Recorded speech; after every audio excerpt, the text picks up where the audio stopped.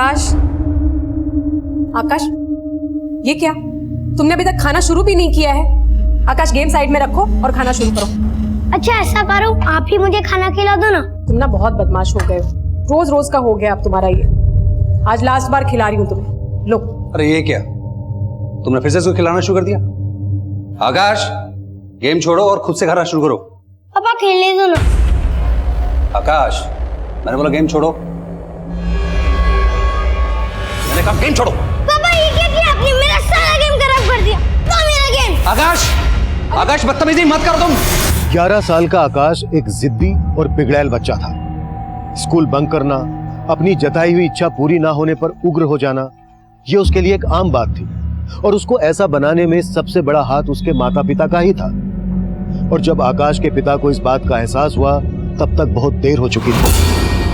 आकाश के प्रति आकाश के पिता का एकाएक सख्त रवैया भी उसके व्यक्तित्व पर बुरा असर डाल रहा था। वो खुद उसे अपने हाथों से अपना विरोधी बना रहे थे। आकाश के गुस्से में एक दस्तक थी कि उसकी मनोदशा सामान्य नहीं थी और उसके घर के इसी माहौल का किसी अपराधी ने फायदा उठाया। अरे तुम स्कूल नहीं गए? डरो मत, तुम मुझे नहीं जानते, मैं तुम्हारे बारे में सब जानता हूँ। ऐसा है ना, तुम्हारी मम्मी पापा है ना, तुम्हें प्यार ही नहीं करते। तुम कुछ दिन के लिए, 2-3 दिन के लिए गायब हो जाओ।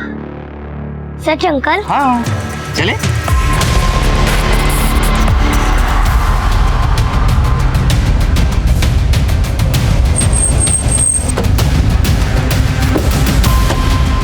पीछे हटे, हटो हटो हटो हटो।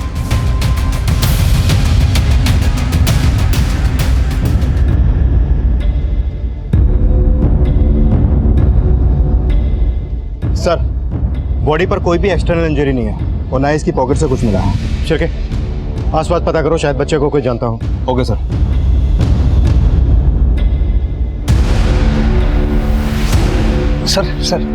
सर हमारे बेटे आकाश का कुछ पता चला? देखिए हम पता कर रहे हैं, जैसे कुछ खबर आती है मैं बताता हूँ आपको। अब क्या पता कर रहे? 6 महीने से हम यही सुन रहे हैं कि आप पता कर रहे। अभी तक आप मेरे बच्चे को ढूंढ नहीं पाए। मेरा बच्चा क्या कर रहा होगा, किस हाल में होगा?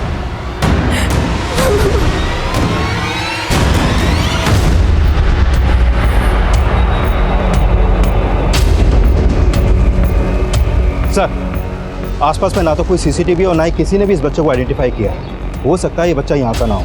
पता करना मुश्किल है कि ये बच्चा खुद यहाँ पर आया या फिर इसके लाश को यहाँ पर लाके डंप किया गया। सर देख के तो ये लग रहा है कि नेचुरल डेथ है। इसकी डेथ नेचुरल है या फिर किसी ने मारकर इसे यहाँ फेंक दिया है, ये तो पोस्टमार्टम रिपोर्ट से ही क्लियर होगा।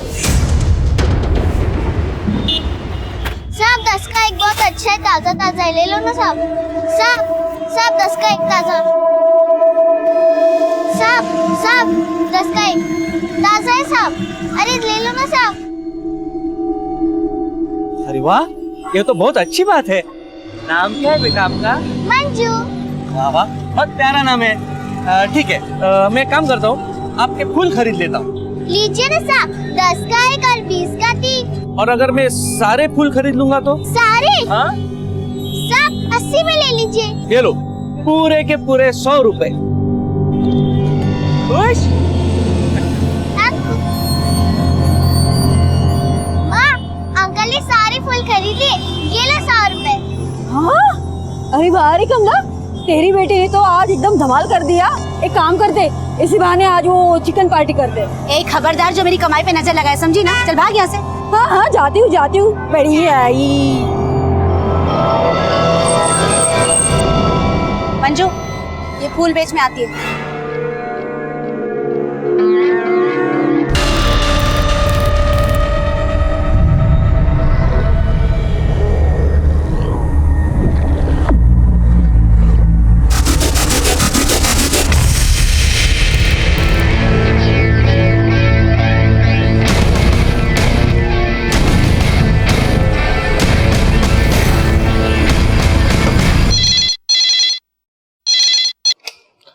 हेलो।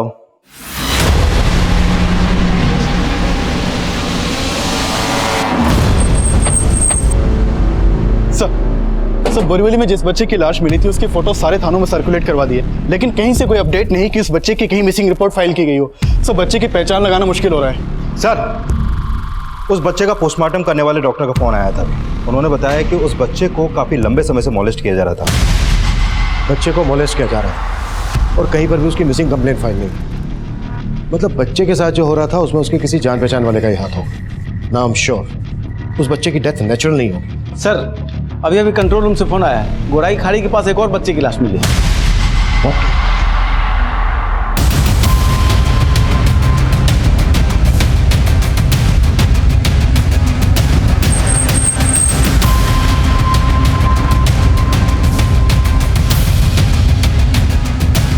महज 2 दिन के अंदर मुंबई की 2 अलग अलग जगहों पर हमें 2 बच्चों की लाशें मिली, लेकिन हम उनकी पहचान नहीं कर पा रहे थे।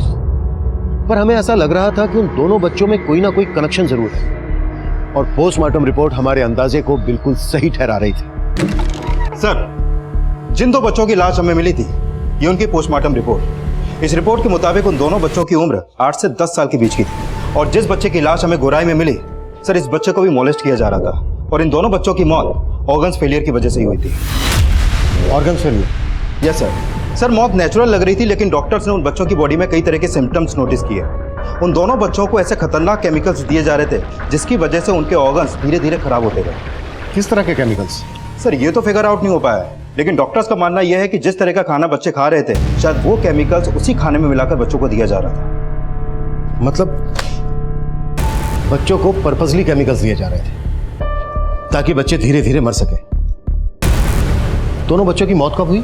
सर इन दोनों मौत में 2 दिन का गैप है और दोनों बच्चों की मौत एक ही वजह से हुई, शरीर में केमिकल का होना। और दोनों बच्चों को मॉलेस्ट भी किया जाता था।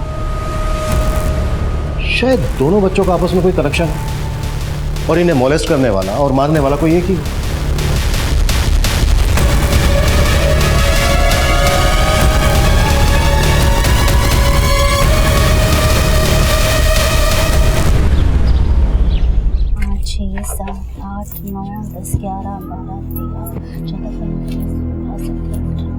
कितने हुए माँ?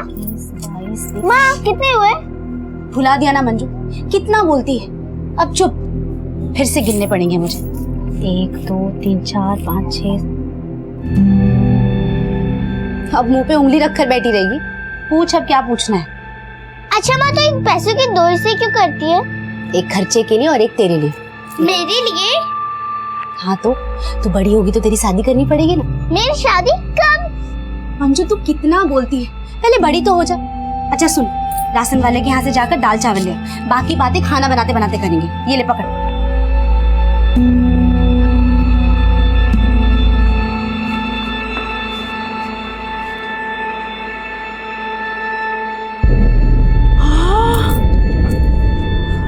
अरे कमला, तेरी तो चांदी हो गई है रे। तो अंदर कैसे आई रे? ये लो, दरवाजा खुला था, आ गई अंदर। अरे सुन ना, मेरे को 100 रुपए उधार दे देना। चल निकल यहाँ से, पहले 500 रुपए वापस दे और फिर उधार मांगना, समझी ना? तू तो आजकल बहुत घमंडी हो रही है रे। ए, चल अपना काम कर, समझी? चल निकल यहाँ से, पैसे उधार चाहिए। चल निकल।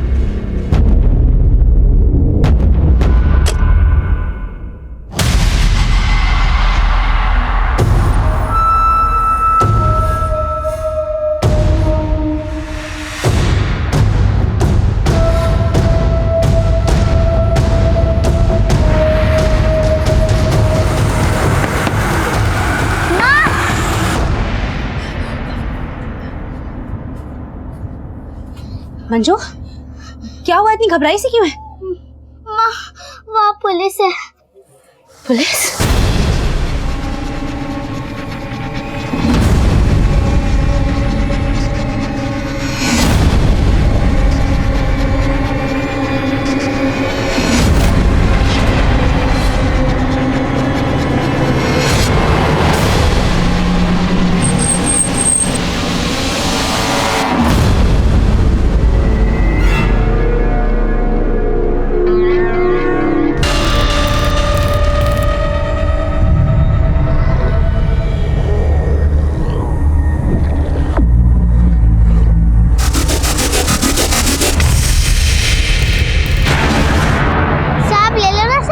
अच्छा फूल है, ले लो। 10 का 1, 10 का 1 ले लो ना साहब। अरे मंजू बेटा, आओ आओ आओ।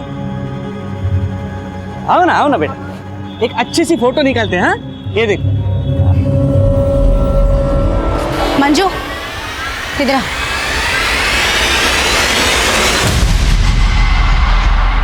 सर, मैंने उन बच्चों के फोटोज मुंबई के हर अखबार और सोशल मीडिया पे सर्कुलेट करवा दिए हैं, लेकिन अभी तक ऐसा कोई भी सामने नहीं आया है जो इन बच्चों की पहचान कर सके। लेकिन सर, गोरेगांव पुलिस से भी एक इन्फॉर्मेशन मिली है। गोरेगांव पुलिस को भी उनके एरिया में एक 8 से 10 साल के बच्चे की लाश मिली थी।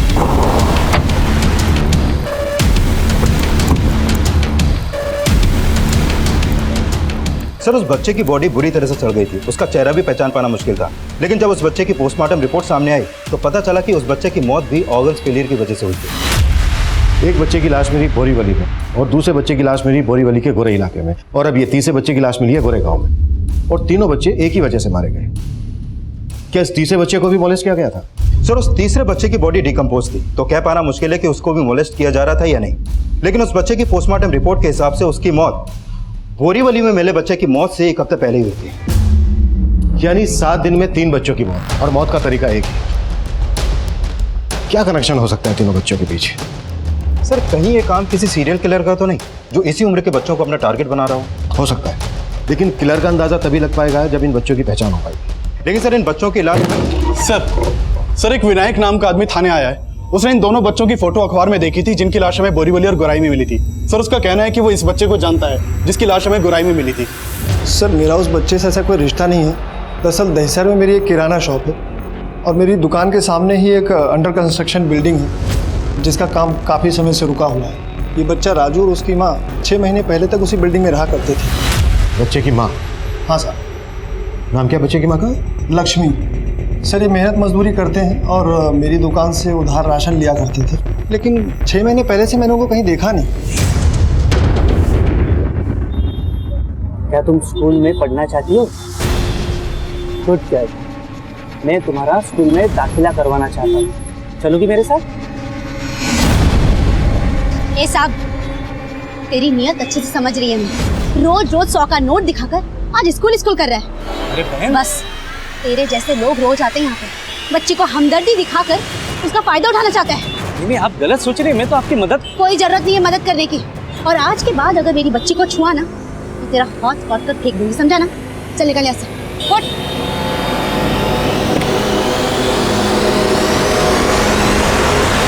तेरे को मालूम भी है कि ये लोग बच्चों के साथ क्या करते हैं? आज के बाद किसी के भी चिकनी चुपड़ी बातों में आना मत, समझी ना? तेरे को मालूम भी नहीं ये लोग। रुक एक सेकंड। हेलो साहब, राजू और उसकी माँ 6 महीने पहले तक इसी बिल्डिंग में रहा करते थे। मेरी दुकान यहाँ सामने ही है साहब, वो रही साहब। उस औरत के बारे में कुछ और भी जानते हो? वो कहाँ काम करती थी, कहाँ से आई थी? साहब, इतना तो कुछ नहीं मालूम है, लेकिन वो लोग मुंबई के नहीं थे। शायद वो लोग राजस्थान से आए थे यहाँ पे मेहनत मजदूरी करने, फिर अचानक 6 महीने पहले पता नहीं कहाँ चले गए। इससे ज़्यादा और कुछ नहीं मालूम साहब। राजू और उसकी माँ के साथ कभी इस बच्चे को भी देखा था यहाँ पर? पहचानते हो इसे? नहीं साहब, मैं इस बच्चे को नहीं पहचानता। राजू की माँ का स्केच बनवाने में हमारी मदद कर सकते हो? कोशिश करेगा साहब।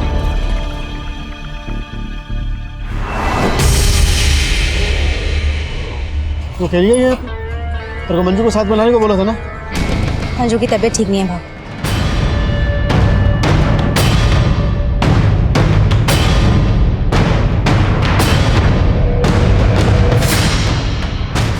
आशा, बहुत ही सारा पैसा जमा हो गया ना, हम लोग उसके सामने वाली सिग्नल पे जाएंगे ना तो। क्या हुआ माँ? कुछ नहीं, जल्दी चल। हाँ।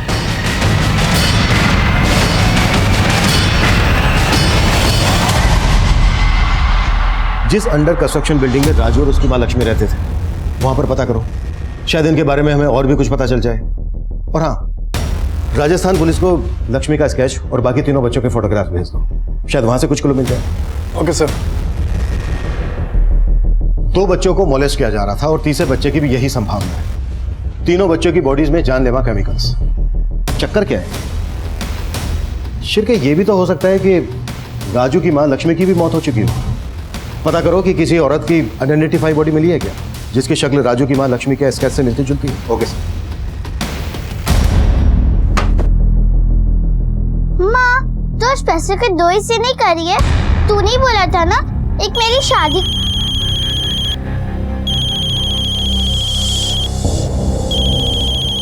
मंजू तू पोटली बांध में आती है।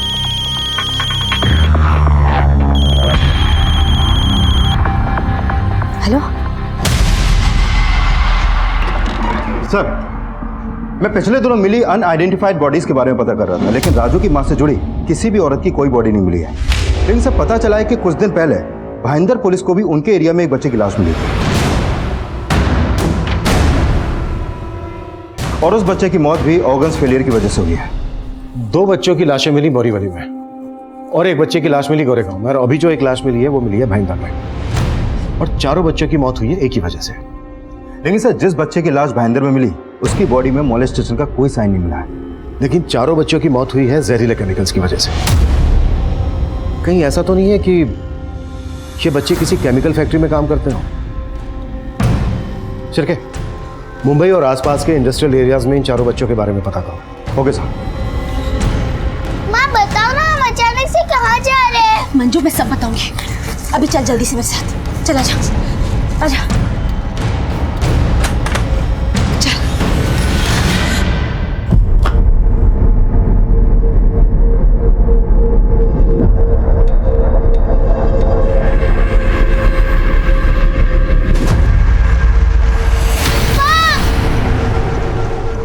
सर मैंने मुंबई के सभी थानों में चेक किया तो पता चला कि जिस दौरान उन चारों बच्चों की मौत हुई थी उसी दौरान एक 8 से 10 साल के बच्चे की लाश ट्रॉम्बे पुलिस को भी उनके एरिया में मिली और उस बच्चे की मौत भी ऑर्गन्स फेलियर की वजह से हुई। लेकिन सर भाईंदर में मिले बच्चे की तरह ट्रॉम्बे में मिले बच्चे को भी मोलेस्ट नहीं किया गया था।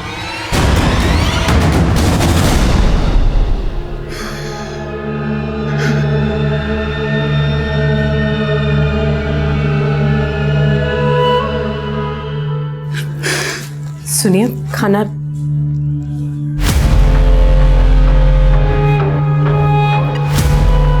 मुझे पता है सिर्फ आपकी गलती नहीं है, मेरी भी गलती। मैंने उसे लाड प्यार करके इतना सिर पे चढ़ा के रखा था,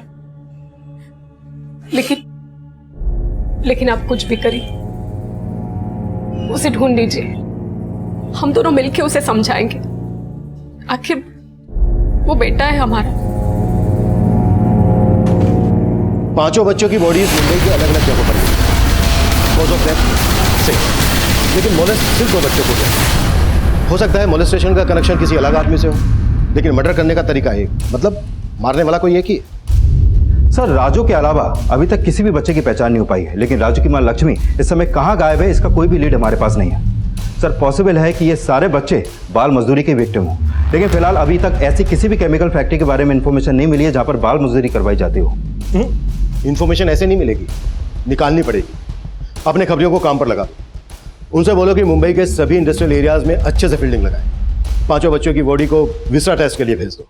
विसरा टेस्ट डिटेल पोस्टमार्टम का ही एक हिस्सा होता है, जिसमें डॉक्टर बॉडी के इंटरनल ऑर्गन्स को क्लोजली एग्जामाइन करते हैं।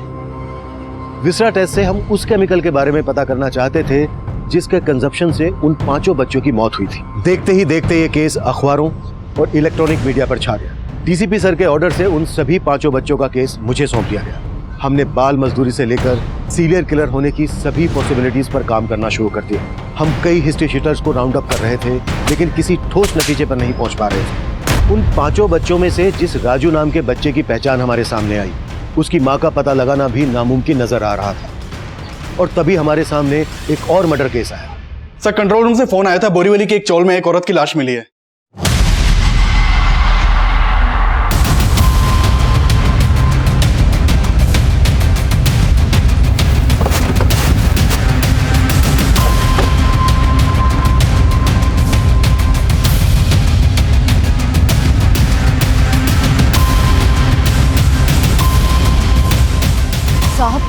अंदर जो है ना वो कमला है, वो अपनी बेटी मंजू के साथ यहाँ रहती थी। जब मैं सुबह आई तो देखा दरवाजा खुला था और उसके अंदर लाश। और कमला की बेटी? मैं आई थी तो वो वहाँ नहीं थी।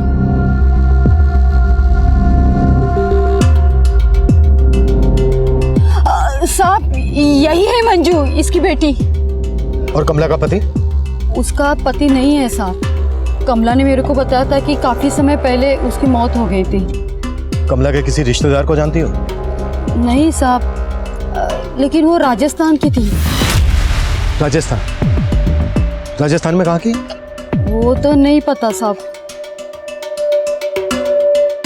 कमला का कभी झगड़ा हुआ था किसी के साथ? नहीं साहब, वो बहुत अच्छी थी। उसका कभी किसी के। याद आया साहब, एक आदमी है, उसका उसके साथ झगड़ा हुआ था सिग्नल पे। ए साहब, तेरी नियत अच्छे से समझ रही है मैं, और आज के बाद अगर मेरी बच्ची को छुआ ना तो तेरा हाथ काट कर फेंक दूंगी, समझा ना? हाँ, पर वो आदमी कौन था जिसके साथ कमला का झगड़ा हुआ था? इतना तो नहीं पता साहब, लेकिन वो इंसान अक्सर वहाँ आता जाता रहता है और गरीब बच्चों को ना वो खाना वाना बांटता रहता है। साहब, वो आदमी कुछ ज्यादा ही मेहरबान था मंजू पर। उसे सारे फूल खरीद लेता था और कमला को ये लगता था कि उसकी बुरी नजर है मंजू पर। कमला के पास कोई मोबाइल फोन था? हाँ साहब। घर में कमला और उसकी बेटी मंजू रहते थे। माँ का मर्डर और बेटी मंजू गायब। जरूर किसी ने कमला का मर्डर करके मंजू को अगवा किया हो। बच्ची की फोटो पेट्रोलिंग टीम को भेज दो और बॉडी पोस्टमार्टम के लिए। जिस सिग्नल पर कमला और उसकी बेटी मंजू फूल बेचा करते थे वहां भी पता करो कि उस सिग्नल पर कमला का किस आदमी के साथ झगड़ा हुआ था। कमला के कॉल रिकॉर्ड्स में निकलवा, हो सकता है उससे उसके किसी रिश्तेदार का पता चल जाए। हमें कैसे भी करके उसकी बच्ची को बचाना होगा।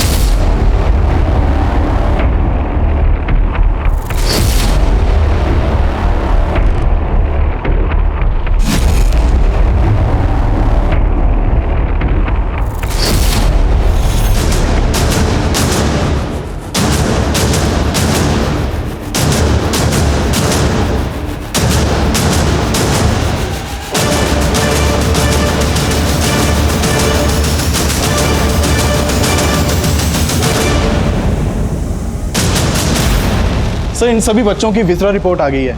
इन बच्चों को हाइड्रोक्सीएनिसोल नाम का केमिकल दिया जाता था। सर, ये केमिकल सर दर्द और जुकाम का बाम बनाने के लिए इस्तेमाल किया जाता है। डॉक्टर्स का मानना है कि शायद बच्चों के खाने में ये बाम मिलाया जाता होगा। बाम? बच्चों के खाने में? कहीं ऐसा तो नहीं है कि बच्चे बाम बनाने वाली किसी फैक्ट्री में काम करते हैं? सर, मुंबई में जितनी भी बाम बनाने वाली या इस तरह का केमिकल सप्लाई करने वाली फैक्ट्रीज है, मैंने उन सब की लिस्ट बनाई है। सर, हमारे खबरी इन सब फैक्ट्रीज पे नजर बनाए हुए हैं, लेकिन अभी तक ऐसा कोई भी क्लू नहीं मिला जिससे ये पता चल सके कि ये बच्चे ऐसी किसी फैक्ट्री में काम करते हों। एक के बाद एक 5 बच्चों का मर्डर एक ही तरीके से। उसके बाद कमला का मर्डर सामने आया और फिर पता चला कि उसकी बच्ची मंजू गायब। कहीं इन बातों का आपस में कुछ कनेक्शन तो नहीं? सर, कमला जिस सिग्नल पर बैठती थी वहां के एक सीसीटीवी में वो आदमी कैप्चर हुआ है जिससे कमला का झगड़ा हुआ था।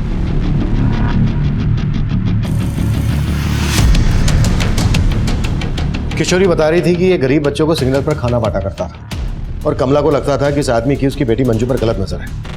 5 बच्चों में से 2 बच्चों को मॉलेस्ट किया जा रहा था और सभी बच्चों की बॉडी में केमिकल्स मिले। शिरके, कहीं ऐसा तो नहीं है कि बच्चों को केमिकल्स मिलाकर खाना बांटता था? ये देखो, इसकी गाड़ी का नंबर विजिबल है, साफ साफ दिख रहा है। गाड़ी के रजिस्ट्रेशन से इसका एड्रेस पता करो, कहाँ रहता है ये।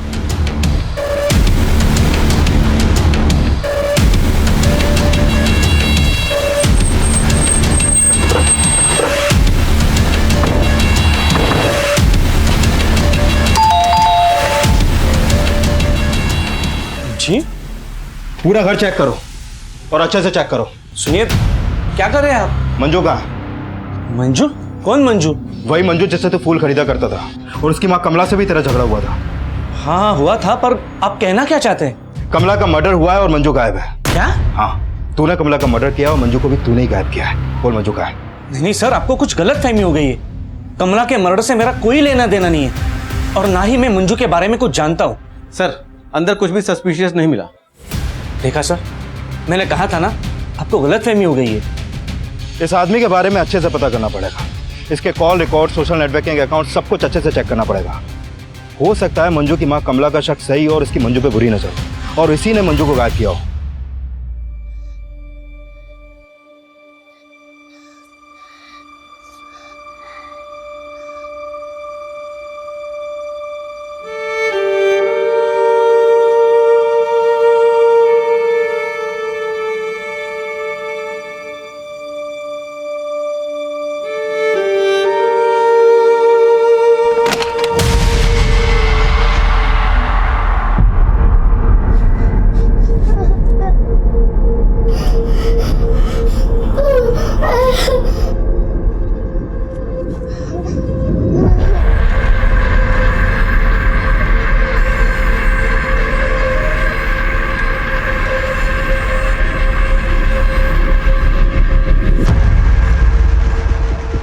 कमला जिस सिग्नल पर फूल बेचा करती थी वहाँ राजू, उसकी माँ और बाकी 4 बच्चों के बारे में तो कोई इन्फॉर्मेशन नहीं मिली है, लेकिन ये पता चला है कि उसी सिग्नल पर वकार जिन बच्चों को खाना बांटा करता था वहाँ से वो बच्चे अचानक से गायब हो गए।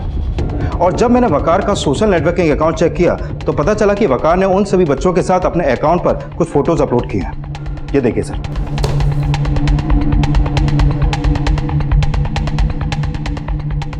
ये भी तो हो सकता है कि वकार इन फोटोग्राफ और पोस्ट से ये साबित करना चाहता हो कि वो बच्चों के भले के लिए चैरिटी करता है, जबकि सच्चाई इसकी कुछ और ही हो। नहीं सर, वकार के कॉल रिकॉर्ड में तो ऐसा कुछ भी सस्पिशियस नहीं है। एक काम करो, इसकी हर एक्टिविटी पे नजर रखो। हो सकता है ये उन 5 बच्चों को भी जानता हो जिनकी लाशें हमें मिली, और ये भी जानता हो कि मंजू इस वक्त गायब कहाँ है।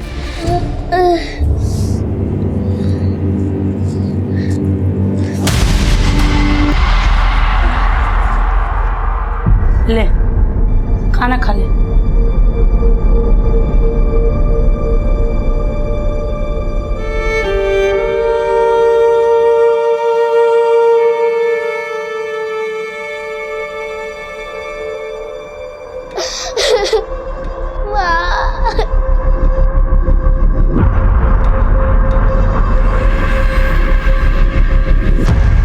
वकार हमारे शक के दायरे में था, लेकिन कमला से जुड़े राज हमें अब और भी ज्यादा उलझाने वाले थे। ये देखिए सर, ये उस सिग्नल का सीसीटीवी फुटेज है जहां पर कमला बैठती थी, और मैंने इस सिग्नल का पिछले कई दिनों का फुटेज चेक किया है।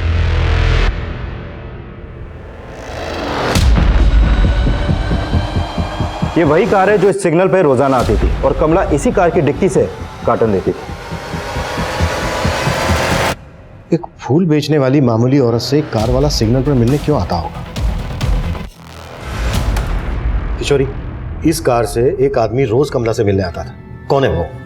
साहब, ये कार तो वहाँ रोज आती थी, और इसमें का वो जो आदमी, उससे बात भी करती थी कमला। मैंने उससे पूछा भी था कि कौन मिलने आता है तेरे को, लेकिन उसने कभी कुछ नहीं कहा। बोलती थी कि कोई बड़ा सेठ है। कौन बड़ा सेठ? वो नाम वाम कभी नहीं बताया उसने मुझे। जो आदमी इस कार के अंदर होता था, उसका चेहरा देखा था कभी? उसके बारे में बता सकती हो? नहीं साहब, कभी देखा नहीं उसका चेहरा मैंने। अच्छा, ये देखो, इस कार में से कमला रोज एक कार्टन लेती थी। क्या होता था इसके अंदर? नहीं साहब, कभी इसके बारे में उसने नहीं बोला मेरे को। ठीक है, तुम जा सकती हो। शिरके, हो सकता है किशोरी कमला के बारे में सब कुछ जानती है, फिर किसी वजह से या किसी डर की वजह से ये बता नहीं रही हो। इसकी भी कुंडली निकालो। सर, कमला जिस गाड़ी वाले से मिला करती थी, वो गाड़ी का नंबर मलाड में रहने वाले मनसुख सेठ के नाम पर रजिस्टर्ड है। मनसुख? जी सर। वो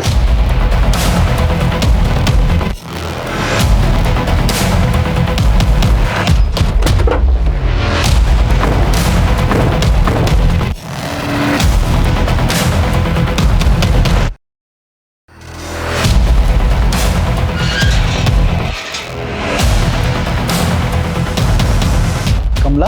कौन कमला सर? ये है कमला, पहचाना? सर, मैं ऐसी किसी औरत को नहीं जानता, और आप ये सब मुझे क्यों पूछ रहे हैं सर? मनसुख, ज्यादा चालाक बनने की कोशिश मत कर। तुम्हारी गाड़ी सिग्नल के सीसीटीवी में कैप्चर हुई है। इस औरत का मर्डर हो चुका है। कुछ भी हमसे छिपाने की कोशिश मत करना। सर, मानता हूँ कि वो गाड़ी मेरी है, लेकिन मैं उसे यूज नहीं करता सर। हो सकता है कि मेरा ड्राइवर उस औरत को जानता हो सर। कौन ड्राइवर? सर, विक्रांत। वही ये कार चलाता था, लेकिन पिछले 3 दिन से छुट्टी पे है सर, और उसका फोन भी नहीं लग रहा है। रहता कहाँ है विक्रांत? सर, मालूनी में कहीं रहता है, लेकिन उसका एड्रेस नहीं पता है मुझे। नंबर दो विक्रांत को।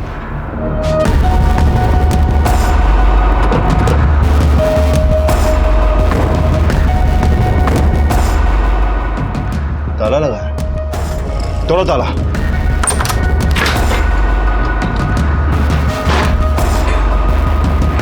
पूरा रूम चेक करो अच्छे से।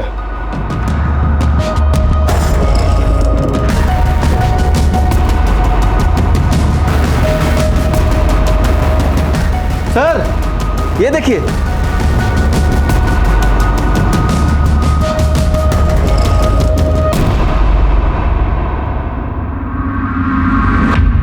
सर ये उसी तरह के केमिकल्स हैं जो उन 5 बच्चों की बॉडी में पाए गए थे।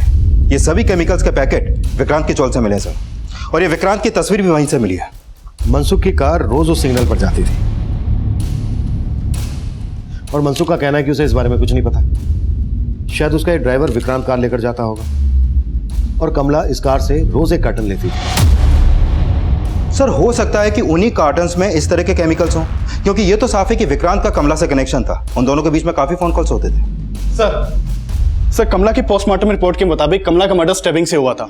सर डॉक्टर्स ने कमला के बारे में एक चौंकाने वाली बात बताई है। सर मंजू कमला की बेटी नहीं हो सकती, क्योंकि कमला की मेडिकल रिपोर्ट से यह साफ है कि कमला ने कभी कंसीव ही नहीं किया। तो सर कमला मंजू तो क्या किसी भी बच्चे की मां नहीं हो सकती।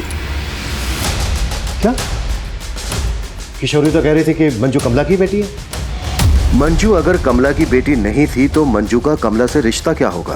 क्या ये जवाब कमला की हत्या और मंजू के गायब होने से जुड़ा था? सवाल पेचीदा थे और अब हमें एक ऐसी इंफॉर्मेशन मिलने वाली थी जो इस केस से जुड़े हर इंसान का आपस में कनेक्शन होने की संभावना पुख्ता कर रही थी। सर मैंने विक्रांत के सेठ मनसुख और उसकी फैमिली के बारे में पता किया। मनसुख और उसकी फैमिली भी राजस्थान के रहने वाले हैं। मनसुख राजस्थान का, कमला राजस्थान की और राजू की मां लक्ष्मी भी राजस्थान की। हो सकता है मनसुख का कमला के साथ कोई कनेक्शन हो और विक्रांत को गायब करने के पीछे मनसुख की कोई चाल हो। शिरके, मनसुख के कॉल रिकॉर्ड्स, इसकी हर एक एक्टिविटीज पर नजर रखो। Okay sir. सर मैंने विक्रांत के कॉल रिकॉर्ड चेक किए। विक्रांत का फोन कमला की हत्या वाली रात से बंद है। और सर एक किशोरी भी विक्रांत के साथ फोन पे टच में थी।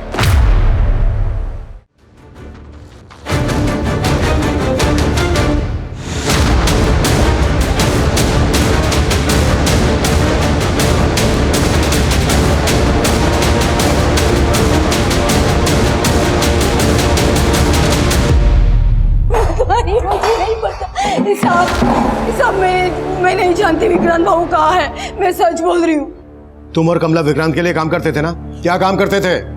नहीं साहब मैं नहीं करती थी। वो कमला पहले करती थी। क्या करते थे? क्या करते थे?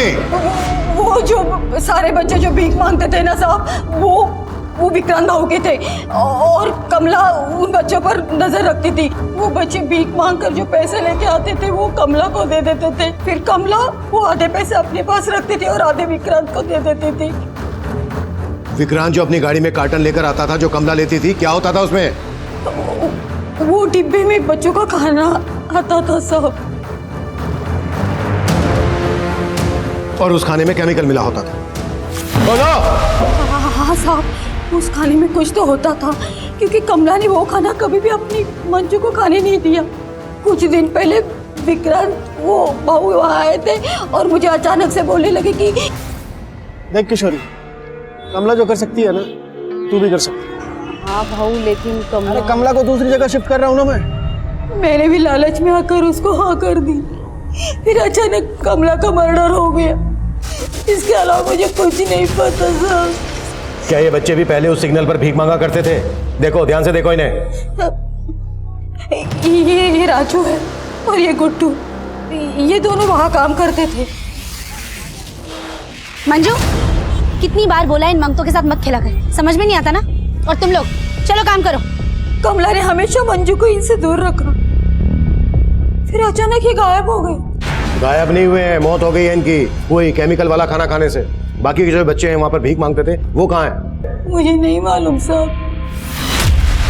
सर उन 5 बच्चों में से 2 बच्चे उस सिग्नल पे थे। हो सकता है बाकी के 3 बच्चे किसी और सिग्नल पर भीख मांगते हों और कमला जैसे और भी लोग होंगे जो उन बच्चों को मैनेज करते हों। सर ये सर वो नीली गाड़ी वाला मनसुख अचानक गायब हो गया है। उसका घर भी बंद है और नंबर भी। नौकर चाकर सब फरार हैं। यानी हमारा अंदाजा बिल्कुल सही निकला। मनसुख इस रैकेट को चला रहा था और विक्रांत जैसे उसके कई और भी साथी हैं। मुंबई के जिस सिग्नल पर बच्चे भीख मांगते हैं उन सबका पता करो और देखो उन्हें मैनेज कौन करता है। ऐसे सभी बच्चों का मेडिकल करवाओ और जिन 5 बच्चों की लाशें हमें मिली थी उन सभी के फोटो एनसीआरबी के मिसिंग पोर्टल पर डलवाओ।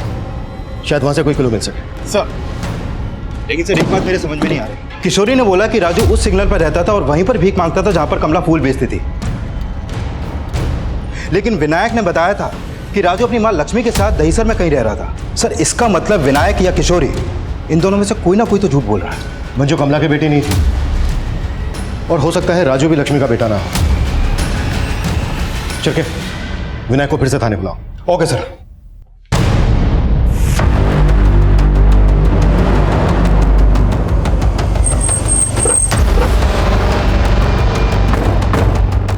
जो विनायक उन 5 बच्चों में से एक बच्चे की पहचान बताने हमारे पास आया, अब वो भी गायब था। कमला, किशोरी, विक्रांत और मनसुख के बाद विनायक भी इस नेक्सस का हिस्सा लग रहा था। लेकिन उसने एक ही बच्चे की पहचान क्यों की, किस मकसद से की, ये तब हम समझ ही नहीं पा रहे थे। इस नेक्सस की जड़ों तक पहुंचने के लिए हमने मुंबई के कई सिग्नल्स पर छानबीन शुरू कर दी।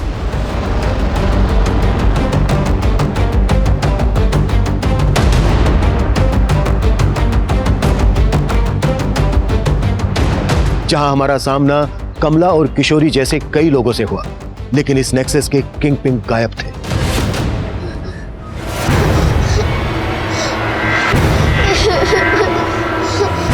सिग्नल्स पर भीख मांगने वाले हम कई बच्चों का मेडिकल टेस्ट करवा रहे थे और एनसीआरबी की मिसिंग रिपोर्ट में हमें ऐसे कई बच्चों का डेटा मिला जो काफी लंबे समय से गायब थे। और इसी छानबीन में हमें आकाश का पता चला, जो पिछले 6 महीने से दिल्ली से लापता था। मेरे बच्चे को क्या हो गया? मेरा बच्चा।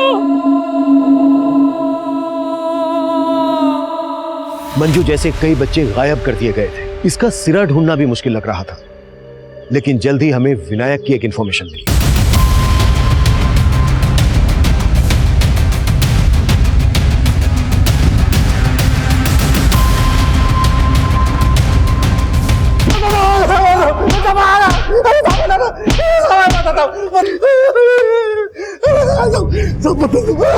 हो जा शुरू। साहब इस रैकेट से मेरा कोई लेना देना ही नहीं है साहब। विक्रांत के दिए जहां से मैं आ गया साहब, उसका मेरी दुकान पे रोज आना जाना था साहब। वो एक दिन आया और मुझसे बोला कि पुलिस इन 2 बच्चों की पहचान ना बहुत जोरों शोरों से कर रही है। देख, मैं चाहता हूँ उनमें से एक की पहचान तो खुद पुलिस स्टेशन जाके कर। देख भाई, मुझसे लफड़े वाला काम नहीं हो पाएगा। तेरा ही फोन आया था ना, पैसे चाहिए कुछ, 50,000 रुपये देता मैं तुझे इसके। 50,000। लेकिन मैं फंसूंगा तो नहीं? मैं क्यों डर रहा है? मैं हूं ना।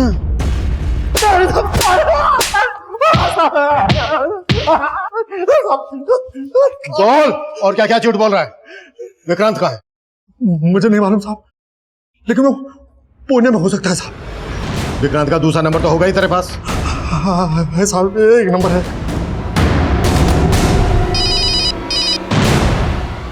हेलो, क्या विनायक भी?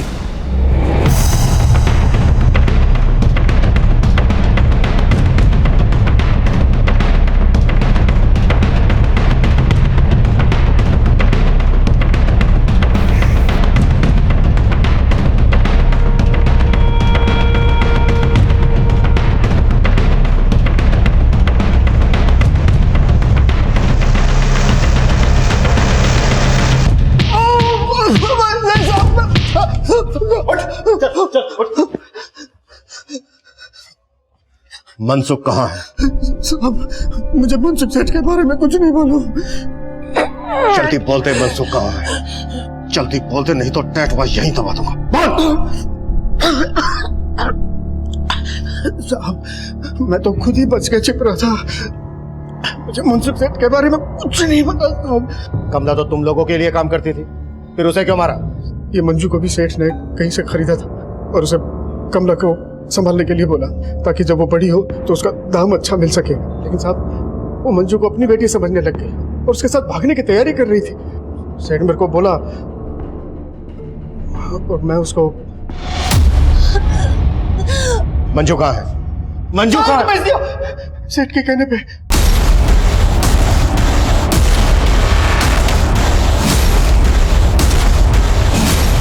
किसको बेचा? किसको बेचा?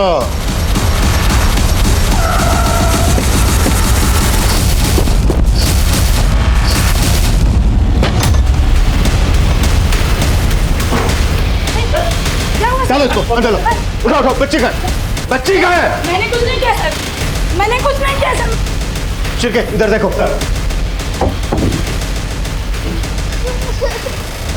अब डरो मत।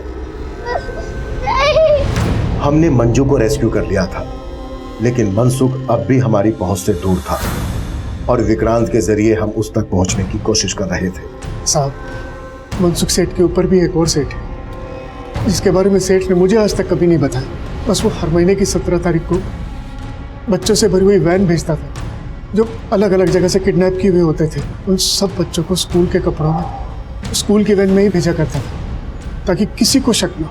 फिर सेठ और मैं उसमें से सेलेक्ट करते थे कि इसमें से किसको प्रोस्टिट्यूशन में डालना है और किससे भीख मंगवानी है। और 17 तारीख को बच्चे कहाँ लाए जाते थे? जहां से तू और तेरा मनसुख उन्हें उठाते थे।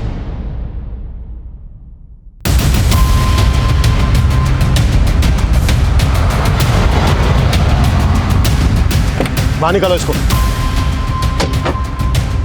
तुम उधर जाओ टंकी के पीछे। चुप चुप चुप।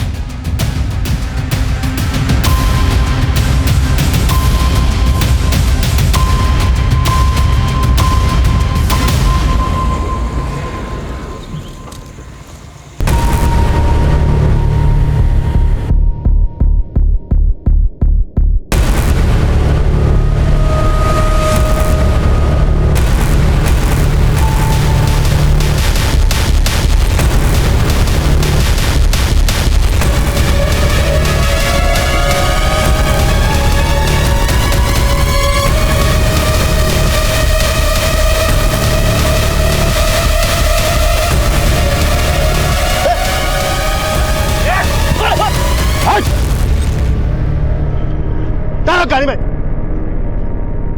बेटा बेटा आप लोग डरना नहीं, हम पुलिस अंकल हैं।